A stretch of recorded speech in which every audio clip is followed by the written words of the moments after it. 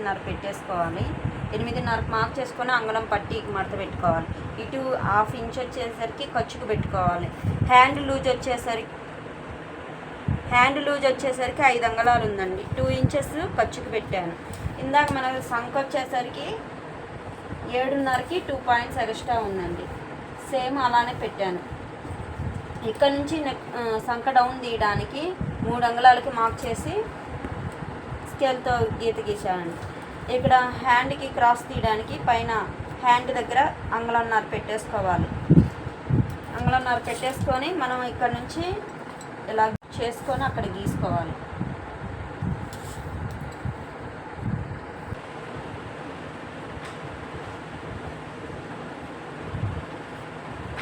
నేను జస్ట్ ఇలా మార్క్ చేస్తున్నాను.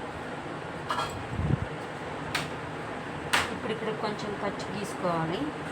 ఇక్కడ 2 అంగుళాలు పెట్టేసుకొని పైకి స్కేల్తో గీసుకోవాలి. సంఖ డౌన్ కూడా నేను ఒకేసారి గీస్తానండి. ఎందుకంటే క్లాత్ నెక్స్ట్ మనకి ఏదన్నా అవసరానికి ఉపయోగపడిద్ది కానీ బ్లౌజ్ కుట్టేటప్పుడు. ఇప్పుడు ఫ్రంట్ పార్ట్ తీసేసుకొని ఇలా ఈ షోల్డర్ దగ్గర చేయబెట్టేసి ఉక్సులు పట్టి దగ్గర చేయబెట్టి ఇక్కడ నుంచి ఇలా పెట్టేసుకోవాలండి.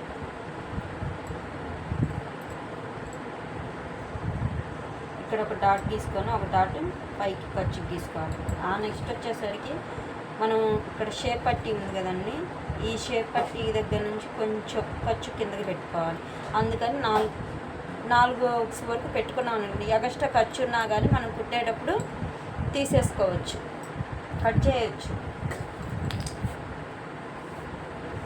ఇప్పుడు చెస్ట్ టక్స్ పెట్టడానికి ఇలా బ్లౌజ్ పట్టేసుకొని మిడిల్లో ఈ టక్స్ దగ్గరికి ఇలా పట్టుకోవాలి. సాగదీయకూడదండి, ఇలా జస్ట్ ఇలా పట్టుకోవాలి. సేమ్ ఇప్పుడు బ్లౌజ్ అయినా కొలత వేసుకొని మనం మార్క్ చేయవచ్చు. టేప్ కొలతతో ఆది కొలతతో 2 ఈక్వల్ అని చూపించడానికి నేను అలా కంబైన్డ్గా చూపిస్తున్నానండి.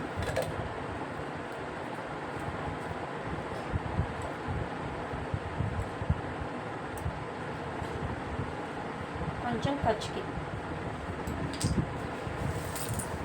ఇప్పుడు ఇక్కడ నుంచి ఇక్కడికి ఎంత టక్స్ ఎక్కడి వరకు వచ్చిందో చూపిస్తానండి. 11:30, 12. ఎవరికైనా మ్యాక్సిమం 11:30, 12 వస్తుందండి.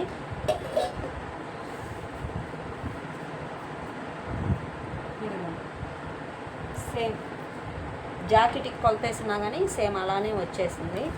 మనం ఇప్పుడు ఈ బ్లౌజ్కి వచ్చేసరికి ఉక్సులు పట్టి దగ్గర నుంచి 2 అంగుళాలు ఉంది. మామూలుగా 32 సైజుకి మనం ఇక్కడ నుంచి 3 అంగుళాలు పెట్టుకోవాలండి. మనం టక్స్ మార్కింగ్కి ఇక్కడ నుంచి 3 అంగుళాలు పెట్టేసుకొని 2 అంగుళాలు మార్క్ చేసుకోవాలి. అంటే మనం ఫోల్డింగ్ చేసినప్పుడు ఇట్లా అంగుళం వస్తుంది కదా, అందుకు ఇక్కడ 1/2 ఇంచు పైకి పెట్టేసామండి.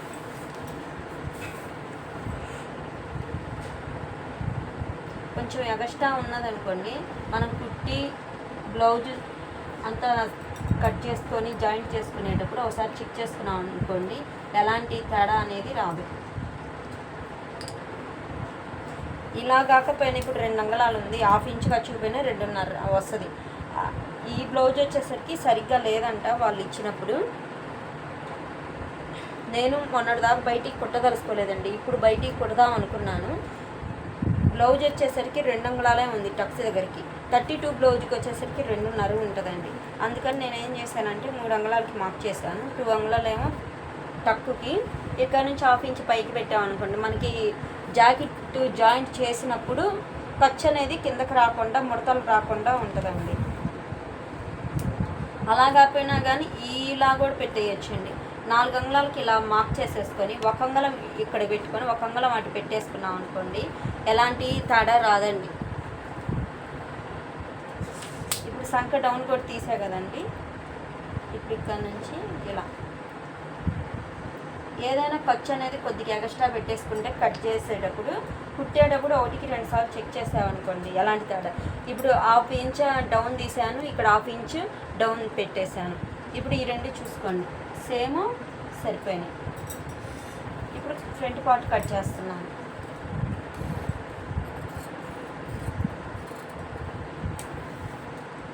లైనింగ్ కాబట్టి మనం ఎలా కావాలంటే అలా తిప్పి కట్ చేయొచ్చు కాటన్ కాబట్టి. అదే సిల్క్ లైనింగ్ అనుకోండి, మనం ఆ క్లాత్ చుట్టూ మనం తిరుగుతూ కట్ చేసుకోవాలి.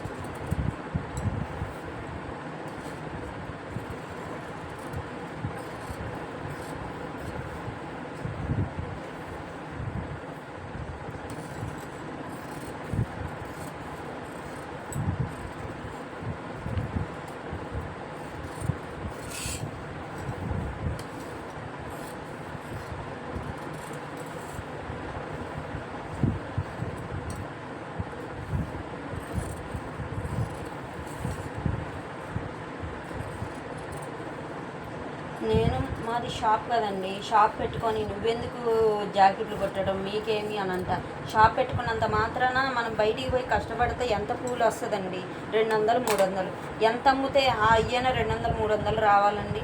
ఇప్పుడున్న వ్యాపారం సిచ్యువేషన్కి లాభాలు ఏమీ పెద్దగా రావు కదండి. అందుకని నేను ఇంకా బయట బ్లౌజులు జిగ్జాగులు చేద్దాం అనుకుంటున్నాను. అనుకుంటారు ఎవరో ఎన్నో అనుకున్నా కానీ మన ఆదాయాన్ని బట్టి మన పిల్లలకి అన్నీ మనం చూసుకోవాలి కాబట్టి అవన్నీ పట్టించుకోకూడదు. యూట్యూబ్ స్టార్ట్ చేయగానే ఎమ్మటే డబ్బులేం రావండి. జనాలందరూ నీకేమమ్మా యూట్యూబ్ స్టార్ట్ చేసావు, ఇంకేమైంది, మీరేమి యాడికైనా ట్రిప్పులు పోతారు తిరుగుతారు కదా అంటారు. ఎవరు ఏదనుకున్నా ఇబ్బంది లేదండి, ఎవరిది వాళ్ళకేముంటుంది. నేను ఎవరికి సలహాలు ఇస్తా కానీ బ్యాడ్గా ఎవరికి ఒపీనియన్ చెప్పను. సరే మీరు కూడా చేయండి, మీకు కూడా ఉన్నది కదా, మీకున్న టాలెంట్ మీరు చూపించండి చాలు.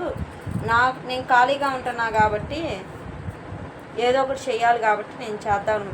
ఎవరైనా కానీ ఖాళీగా అనేది ఉండకూడదండి, ఏదో ఒకటి ట్రై చేస్తూ ఉండాలి. అప్పుడు అనేది ఎప్పుడో ఒకసారి సక్సెస్ అనేది ఖచ్చితంగా వస్తుందండి. నాకైతే ఖాళీగా ఉండటం అస్సలు ఇష్టం ఉండదు. ఏదో పని చేయటము, లేదా షాప్లో సర్దటం, లేదా ఇంట్లో ఏదైనా స్నాక్స్కి పిల్లలకి రెడీ చేయడం నాకు అలా ఇష్టం. ఇప్పుడు షేప్ పట్టి చూపిస్తున్నానండి. మామూలుగా ఎవరికైనా షేప్ పట్టి వచ్చేసరికి 2.5 ఉంటుంది. అప్పుడు మనం అంగుళం ఖర్చుతో కలుపుకొని 3.5 పెట్టుకోవాలి. కానీ ఇప్పుడు మనం వాళ్ళు బ్లౌజ్ ఇచ్చారు కదండి, ఆ బ్లౌజ్ ప్రకారం మనం ఎంత షేప్ పట్టి ఉందో కొలత వేసుకోవాలి.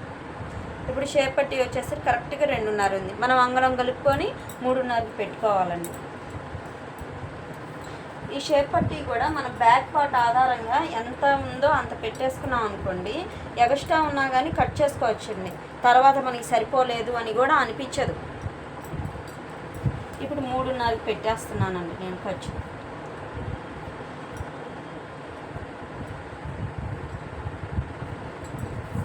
ఈ సైడ్ వచ్చేసరికి 3 అండి.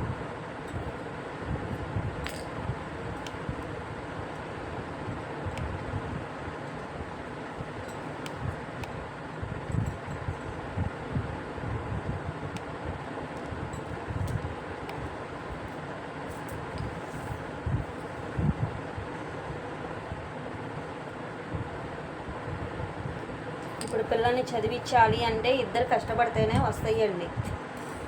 అందరూ ఆన్లైన్ వ్యాపారాలు అయిపోయినాయి, వ్యాపారాలు ఏమీ ఉండట్లేదు కదండి. షాపింగ్ మాల్లో ఆన్లైన్ వ్యాపారం చేస్తున్నారు ప్రతి ఒక్కటి. దానికి తోడు ఇళ్ళల్లో అమ్మేవాళ్ళు అందరూ ఎక్కువయ్యారు కదా. అంటే అందరూ బతకాలి కాబట్టి వాళ్ళు కూడా ఎవరి సిచ్యువేషన్ బట్టి వాళ్ళు తీసుకొచ్చి అమ్ముకుంటున్నారండి. నేను ఎవరిని తప్పుగా పట్టట్లేదు, కానీ మీరు ఎవరిని అలా అనమాకండి. ఎందుకంటే మీకేమమ్మా అని అనమాకండి, ఎవరి ప్రాబ్లమ్స్ వాళ్ళకు ఉంటాయి. ఇలా షేప్ పట్టి ఇప్పుడు సిల్క్ క్లాత్ మీద వేసి చూపిస్తానండి ఎలా కట్ చేయాలో.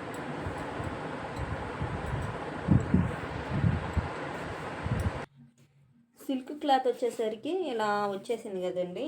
యాపిల్స్ వచ్చేసరికి ఉన్నాయి కాబట్టి మనం స్ట్రైట్గానే వేసుకోవాలి blouse piece.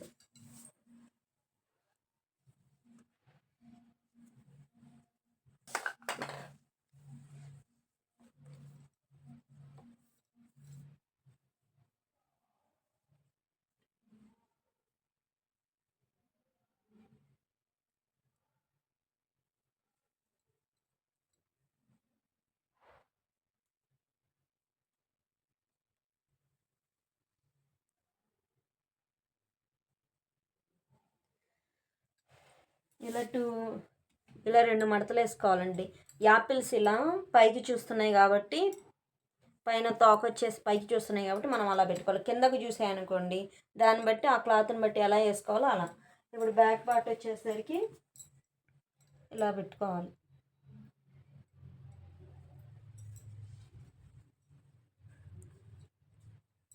Next front part కొంచెం క్రాస్గా వేసుకోవాలి. మనకి క్లాత్ ఎక్కువ ఉంటే బాగా క్రాస్గా వేసుకోవచ్చండి. క్లాత్ ఎక్కువ లేకపోతే కొంచెం క్రాస్గా. మామూలుగా అయితే ఇప్పుడు బోర్డర్ అటు ఉంటేనేమో ఇలా వేస్తాము.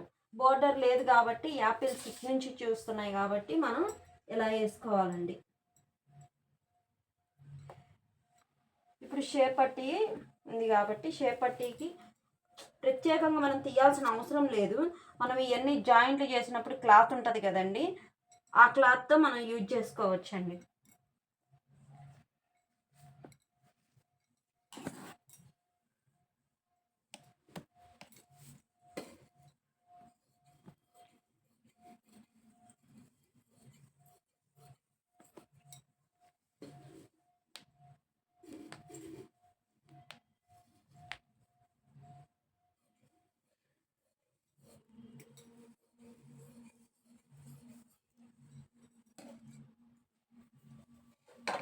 Back part, front part, hands, ఈ ముక్కలన్నీ ఉన్నాయి కదండి, ఈ నడుము పట్టీలకి మెడ పట్టీలకి అన్నిటికీ ఉపయోగపడుతుంది. ఇది వచ్చేసరికి నెక్ దగ్గరది కాజాలకి ఉక్సుల పట్టీకి ఉపయోగిస్తానండి. షేప్ పట్టి మొత్తం జాయింట్ చేసినప్పుడు క్లాత్ ఎక్స్ట్రా వస్తుంది కదండి, అప్పుడు నేను కట్ చేస్తాను. ఇప్పుడు మనం కట్ చేసామనుకోండి అటు ఇటు జరుగుతూ ముక్కలు సరిపోవు, అందుకని నేను అలా జాయింట్ చేస్తాను. ఓకే ఫ్రెండ్స్, నా వీడియో కనుక నచ్చితే లైక్ చేయండి, షేర్ చేయండి, సబ్స్క్రైబ్ చేసుకోండి. ధన్యవాదాలు. ఓకేనా.